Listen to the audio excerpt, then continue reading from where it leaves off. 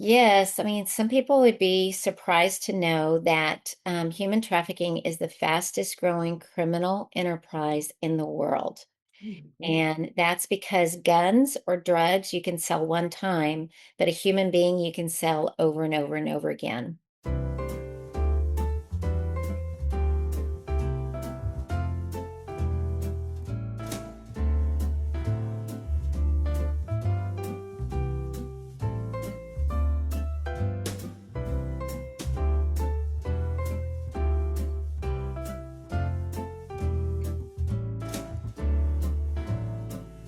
And now, Johanna Fisher. Welcome to Truth Absolutely. I say it all the time, don't I? We have a great guest for you today. I'm so glad you're tuning in to joining on hearing this information. I hope it will be very helpful to you. And I know you're going to want to get pencil and paper again because I'm sure Susan's going to give us some good contact information is how you can be involved, perhaps as a volunteer. We'll be asking Susan all about that. But Susan, is it possible to stamp out this thing? We're talking to Susan Peters today, and she represents the organization Unbound Now. Did I get that right? Yes. Now, let me ask you this first. Did I thought you were in Waco? Yes, we started Unbound Now in Waco, Texas, because my husband and I lived there for 40 years and raised our four adult daughters there. Ah. And we just moved to Fort Worth 2 years ago for two reasons. My largest office is in North Texas, and we have a drop-in center for exploited youth here. And my daughters landed here and started having grandbabies. Ah, we gotta be near them, don't we? When you say exploited children, who are you talking about? We are talking about young people, mostly American kids. 95% of our victims that we serve are our American young people that are in our schools, our neighborhoods, going through our clinics that are being exploited for sex trafficking. And that's who our organization at Unbound Now serves. What are the ages? Did you give that? So we serve children, youth, and adults. Some of our locations, we only serve the children, but we primarily serve young people, but we do have adult advocates as well. Mhm. What do we know about human trafficking? What are there some statistics you can share with us? Yes, I mean, some people would be surprised to know that human trafficking is the fastest growing criminal enterprise in the world. Mhm. And that's because guns or drugs you can sell one time, but a human being you can sell over and over and over again. And so, very sophisticated criminals like mafias, cartels, things like that are including human trafficking in their business model instead of just drugs and guns. And then you have your, drug dealer down the street is also selling human beings day in and day night because unfortunately there's a high demand Mhm. for buying sex, especially from young people. Mhm. And pornography industry has driven it way up, and that makes it a supply and demand business. And there is high demand, and unfortunately, it seems like an endless supply when criminally minded adults manipulate a young person to pull into this for their own financial gain. I was going to ask you a couple of questions. One was the problem first defined because it almost sounds like it's historical. I mean, we've heard about the misuse of human beings way back when. It's Yes. different because it's with children. Or let me ask you this: you use the word big business, and I was going to ask you: is it just big business, or what is the behavior? I'll call it an aberration for this cause. Yeah, I think yes, prostitution has been around forever, Mhm. but with the increase of social media Oh. and I think the increase of pornography, it's driven up the demand for people to go out and try to purchase sex. And unfortunately, pornography shows younger and younger and younger victims, and that's driving up the demand for young victims. And so many times on law enforcement operations when someone comes to try to buy someone for the night, they'll say, "Do you want a 25-year-old or do you want a 15-year-old?" And 90% of the time they want that young person. And so unfortunately, with the proliferation of social media, that makes it really easy to reach out to these young people and to manipulate them and pull them in to human trafficking. And that's why we just see so much. And there's more now than any other time in history. And it's right here in our own nation. Yeah, I mean, just for us as an organization, we serve 46 counties across Texas and 15 parishes across Louisiana. And we have about 120 staff, and we have already this year served over 1,700 victims of trafficking. Mm, Last year were able to serve 1,640, and this year we've already surpassed that number, and the year's not even up. mm. And so Texas is among the top state in the nation that has human trafficking victims. Some studies show that as many as a third of trafficking victims in the nation will come through Texas because of our sophisticated highway system and our ports. And so we're talking about American young people. Mm. um, as well as we know there's international and South American victims, but our organization primarily deals with our American children that are in our schools and in our neighborhoods. It's so sad to hear that Texas is ranked so high because many other people think this is the faith state. You know what I'm saying? Um, A lot of people are moving here because of the um, I'll say interest in um, fostering faith practices and faith concepts and strong belief systems and all of that. And yet we're number one. That shouldn't be. So it shouldn't be, but unfortunately, when you look at who is buying, who's driving up the demand, unfortunately, there are many people that are in our churches. They are clergy, they're teachers, they're laborers, they're bankers. It comes from all demographics are participating in what is driving up human trafficking. um I asked you if it was related to other crimes. In other words, let me ask you this first. Uh where does it rank among crimes? It doesn't take very much money to start. It Mhm. seems like an endless supply. The demand is high and the prosecution is extremely low.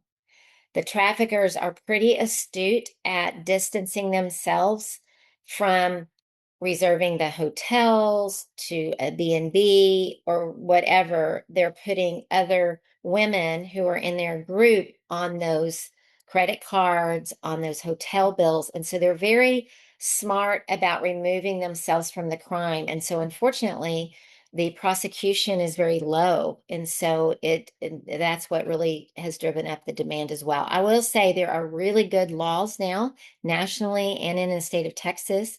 We are getting stronger and stronger sentencing.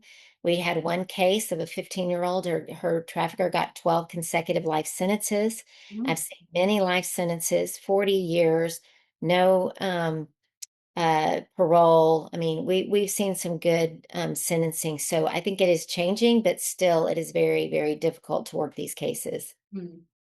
I'm wondering, of course, and I'm sure our viewers are wondering too, what can be done? Yeah. What can, how effective is one person? And then what can that one person do? Let me tell you, one person can do a lot Mm. because I have a friend who's a judge in Colorado, and he was trafficked as a child by his own father.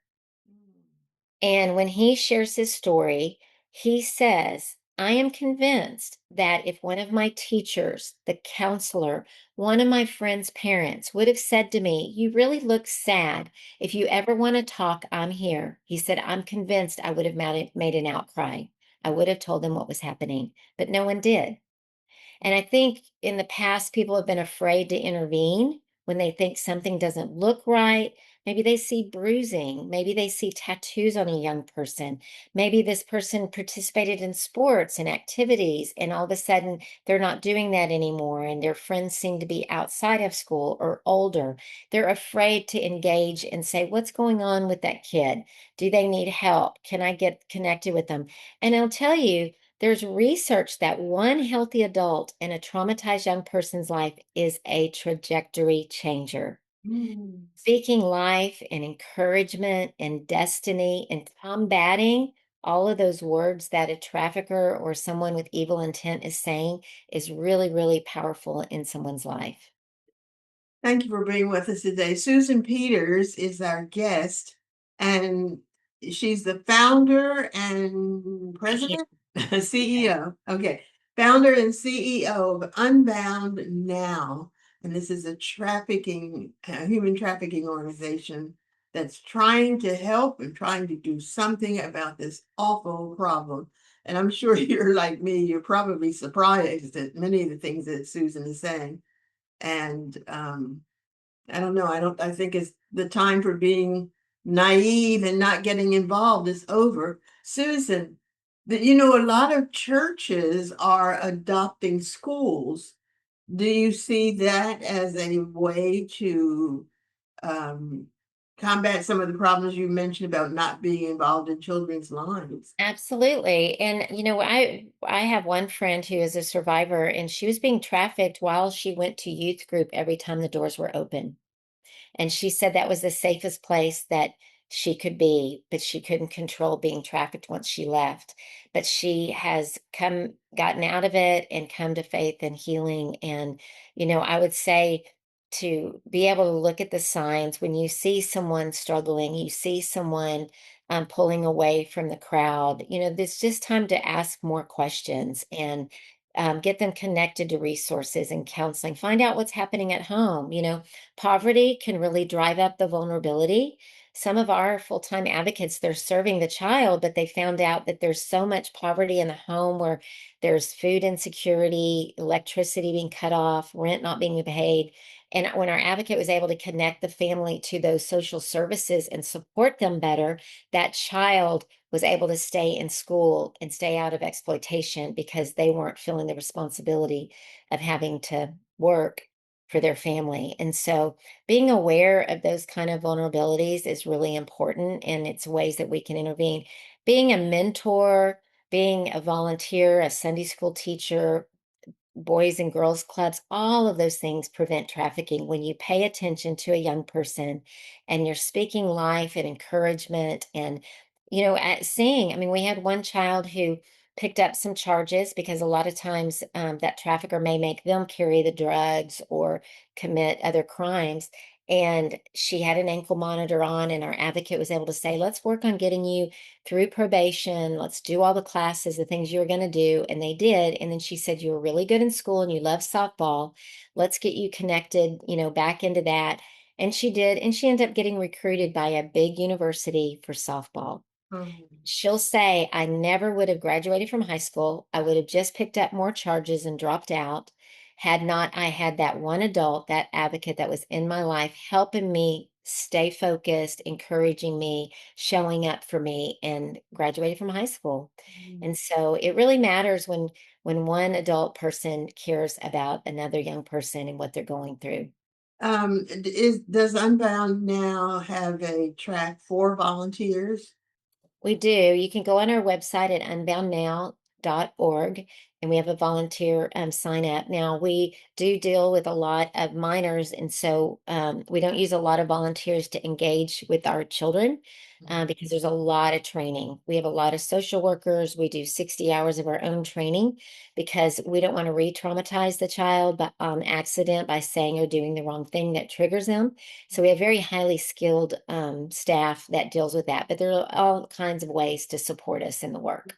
You're speaking generally about being involved, and I forget what company says it, but isn't there a little saying about see something, say something, or Important thing is to be educated on the issue because it's everywhere. It's in every community. And you can go on our website again, unboundnow.org, and go into resources and watch videos so that you can understand, what am I seeing? This looks odd. Where do I call? There's a trafficking hotline number you can call. You can call local law enforcement and even just say, this doesn't look right. And I like to say, awareness saves lives. When we're aware and we just say, that person does not go with that person and this doesn't look right, and you call police and let them check it out, it could save a life. And so educating ourselves as a community is very important. We're also the ones that serve on jurors. And so being educated on the trauma, and trauma makes you not remember things sequentially. And trauma can lead to drug addiction or unstable housing, all those kinds of things. And if you understand that, you're able to be a more informed juror when maybe this guy comes in and he looks all buttoned up and a business person and he's the trafficker. And Mm, then the victim is kind of bouncing around with different things. Well, she's experienced tremendous trauma. So mm. understanding that by being an educated community is really important as well. Let's talk, Susan, let's talk about some of the preventive measures. It almost sounds like there's nothing you can do to prevent it. But how do we train, um, well, let's start with children. How do we train children in terms of what to look for and when they're interacting with other people, adults or teenagers or, whatever, whoever they're interacting with?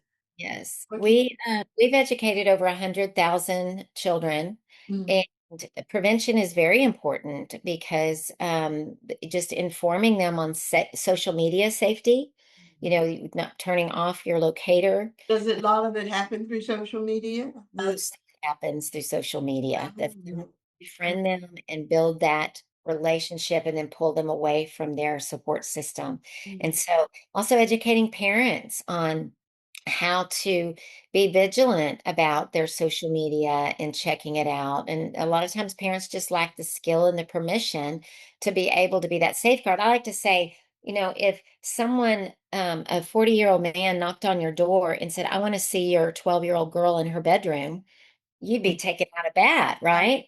yes, But and that's what's happening when you give that child a phone in their room by themselves. They're reaching out through social media. And so, just like you wouldn't let them in your house, you need to not let them find them on social media. And you need to help your child learn how to be safe going through their sites and monitoring that. The other thing is not to panic. Unfortunately, they're very, very good at manipulating really great kids, law enforcement kids, clergy kids, all kinds of great kids into sending nude pictures and that kind of thing. And you're thinking, my kid would never do that. Mm, You're talking about a young person, 11 to 15, 16 years old. They can get manipulated beyond what they're able to resist because they're that skilled at manipulating them. mm. And then once they send those pictures, they'll threaten them and say, I'm going to send this to your parents. I'm going to send this to your school. I'm going to send You this say to all anything your kind friends. of, yeah. And it's called sextortion. They start manipulating them.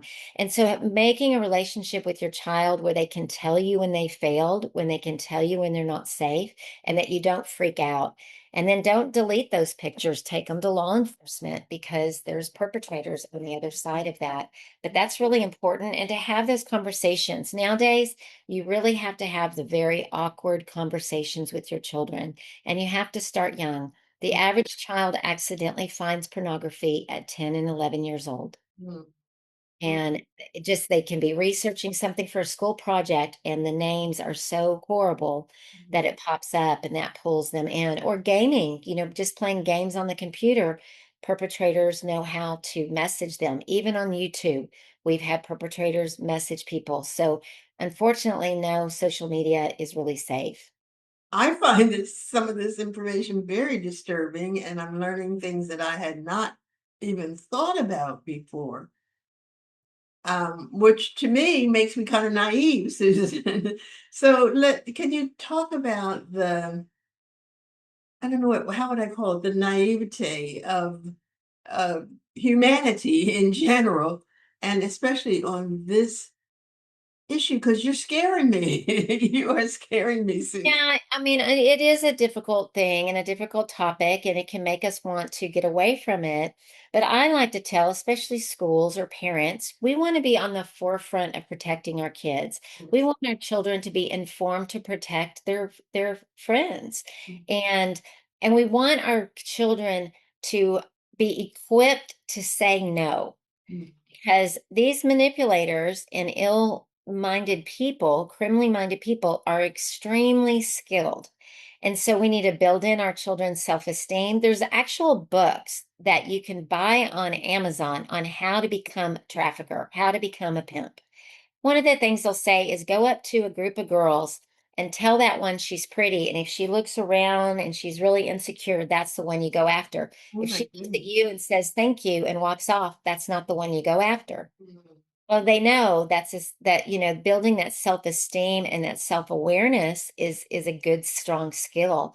And so today's day, we have to be willing to have the hard conversations, teach our children how to be safe, teach them how to say no, and then teach them how, if they fail or a friend fails, that they can go to a safe adult, identifying who are the safe adults that you can go to in your life. But you said kind of earlier, this is, I'll put it in my words, the safe adult turns out to be not the pastor, not the counselor, not the Right. ones who are also possibly involved in all this. It can be, unfortunately, it really can be. And I think as an adult, I mean, you hate to be so, um, view people so negatively, but any neighbor, cousin, Your person relative, yeah. that's trying to get close to your child, take them to school for you too often, want to take your kid out for ice cream, volunteer to keep them overnight or babysit, I would not do that. That's just too dangerous these days. And you just can't afford to do that. And you have to be wise about people. And that's just the way it is in the day we live in. But there's power in equipping our children. There's power in parents not being afraid to look on social media, making sure their children are safe. There's power in community members educating them on this so that we can report and save a life if something doesn't look like it's working. And the beauty is, our full-time staff work with survivors and supporting that child, getting them connected to counseling, getting them back in school into a education system that they can recover and get their life back. They're incredibly resilient. Mm. Susan, let me ask you this question, and you kind of answered it already, but let me ask you in a different way. Um, how does one safely notify an official of suspected crime? Yeah.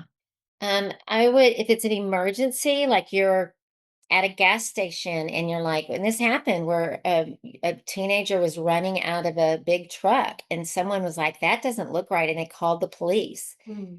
And that saved that child. I was called out on that one, and that child was on the missing and exploited children's list out of the Dallas area, and she was found in Waco. Mm. And so that, that saves a child's life. Mm. And so being aware of things, calling local law enforcement if it's an emergency situation. If it's not an emergency, but maybe on your way to work, you always pass this business and they're open 24 hours and you see people in and out and you're like, this doesn't feel right, but I don't know anything. Call your local law enforcement and sheriff's office and just report it. They will go check it out. They are very astute about human trafficking because it affects all of us and they're well aware of it. And so don't be afraid to call your local law enforcement and report things that you're concerned about. That's a good statement because I was going to ask you, what if you make a mistake? Yeah. That's up to, Everybody's afraid of that. say I'd rather check it out and it not be a problem than Right, miss one that needed us. right, right. And statistically, the young people we serve are not found for 2 years. Mhm. They are sold for 2 years before we ever find them. And we need to be better as a community on identifying them and getting them help quicker. Mm. Susan, what does your organization unboundnow.org? Is that right? And unbound is all one word. Unbound now is all one word, Yeah. .org. What does your organization have to offer our viewers in terms of more information? This has been a fascinating conversation for me, and I this kind of makes me want to be more aware. Yeah, I Yes, think it's wise to be more aware because young people need us more than ever. yes, You know, they're not yes, safe in their homes a lot of times, yes. or they run away, and usually they're running away because of a reason. You know, why are they running away? If you see someone on the streets or um, some situation, you go into a hotel, a nice hotel, but you're like, that person is not dressed appropriately for the weather and Mm, she doesn't look like she belongs with that older person, mm, you can be aware of your surroundings and call law enforcement to investigate. And that, like I said, awareness can save lives, and that's really important. But you can go on our website, unboundnow.org, and under resources, read and watch the videos and be educated on the issue. And that helps protect our community, especially our young people. mm. We used to love to people watch when we go to the airports and other places and all. But people watching based on our conversation today has a whole new dimension to it, doesn't it? Yes, and that's a good point. At the bus station, at the airport, if you see something that doesn't look right, go up to a security guard. I had a friend who did that. He was at the um, airport, was in a restaurant, and he kept thinking there's something wrong with that person at the table. Wouldn't let her order, wouldn't let her talk or anything. And he ended up reporting it, and that was a child that was being taken out of state to be sold. Mm. He saved her life, and he was just like, it doesn't feel right, I'm going to call the security. And so it does happen, and if they don't and they go check it out and it checks out, then no harm's done. But is it helpful or not helpful when churches get involved? And Yes. how can they do that? Yes, I think, number one, like I said, be educated on the issue, Yes. praying for the issue, supporting law enforcement and district attorney's offices in ways like they work really hard. There's ways that we can serve them and in the community. And then um hosting events, like we have a task force in the different cities we serve, and I like to ask churches if they'll let us meet in their facilities because during the week many of their buildings are not being used, and they have AV, they have chairs and tables, and it's wonderful to have different people in the community come together and be able to use that space. And that's a great way for a church to be able to serve the community, and it's not charged to us. And then also obviously funding. We're a nonprofit. We have to raise our funds. So a lot of churches support us, and we're so thankful for that. Staff, we're a faith-based organization. So I like to let them know when we have positions so that their parishioners, if they have the skills and desire, could apply with us. And we enjoy that. Um, Susan, it's been wonderful talking with you today, even on this sad subject. It's been wonderful talking with you. What have I not asked you that you want our listeners to know? I would say, yes, it's a difficult topic, but being a part of a young person's life to help them get their life back and to be supported, and even an older person who maybe thought there's too much shame. She could never tell someone what happened to her when she was younger. Us understanding that and being empathetic and being able to recognize that is really, really powerful. And so I would be encouraged because people do recover, they heal, they get their life back, and many of them give back. We have survivors on our staff, and it's really, really amazing. Hmm. I do want this information to be helpful to our viewers, and I feel like you provided so much really a wealth of information for us. But then how do you start? How do you start to be involved? Because putting that first step out there is probably the most important thing that our viewers could do. Yes. What do you suggest? I would say number one, educate yourself. Like I said, go into the Yeah. research there. Mhm. I would say look for an opportunity to volunteer because there's lots of places, and that is building self-esteem and protection into children. So the advocacy centers, CASA, organizations like Unbound Now, victim services at the police station. I remember when I went to go visit them, I said, "Is there anything you need?" And they're like, "We're almost out of stuffed animals, and we like to show up on a crime scene with stuffed animals." So there's needs at our own local police departments that they have that churches can come together for. It's getting to be Thanksgiving and Christmas, and organizations like ours to say, "Can I get you gifts for some of your survivors?" Gift cards, because funding is tough. But if I have $10, $20 Chick-fil-A card or McDonald's card, my advocate can take that young person out for a burger and do safety planning, things like that. And so there's lots of ways that you can get involved to support young people that are at risk in our community. But let me stop there. Where does trust fit into our conversation? Well, trust has been broken for these people that have been manipulated, controlled, and brutalized, oftentimes by the person they trusted, a parent, a sibling, an uncle, a neighbor, someone they met on social media that they thought was their boyfriend. And so that trust has been broken. So when we show up and we say, "I want to help you, you can trust me," they're like, "Yeah, I Yeah. don't think so." Mhm. So trust has to be rebuilt by backing it up. If you say you're going to be there, you're going to be there. If you say you can get to some resources, you do. We never overpromise and underdeliver. We have to rebuild trust, and that's at their own pace with their own healing. And it's a journey for survivors for sure. When you say get to know more about this topic, Sure. getting to know more doesn't give you the right to do more necessarily. So get to know more and then take the training. Is that how that goes? I would say learn and then find someone who's doing it that are experts in other agencies like the ones I've mentioned that you can Yeah. volunteer. My organization, from the very beginning, we said we will not go and try to recover a victim. We will not confront a buyer or a pimp because we're not law enforcement. We don't want to engage in dangerous areas in the name of trying to help someone that's extremely unhelpful.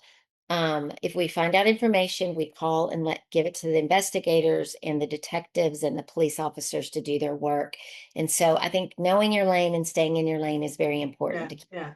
We're not cowboys and cowgirls here. We're trying to do what's helpful for the situation. So we Yes, just have to be good thinkers, don't we? yes. Mm. Our guest today has been Susan Peters. Susan, oh my goodness. And this is an eye opener. And I thank you for being here. Thank you for having me. You can get more information on our topic today from Unbound Now, all one word, .org. Susan is the founder and CEO of that organization. And their headquarters are in Waco, but they have local offices. Is that, did I understand that part right? Yes, we are in 46 counties across Texas and 15 parishes in Louisiana, and we've just moved our headquarters to Fort Worth. Susan, thank you so much. And thank you too for listening. You've been listening to Truth. Absolutely. I believe you heard it here today. I'm Johanna Fisher. Thank you so much for being with us. We'll see you next time.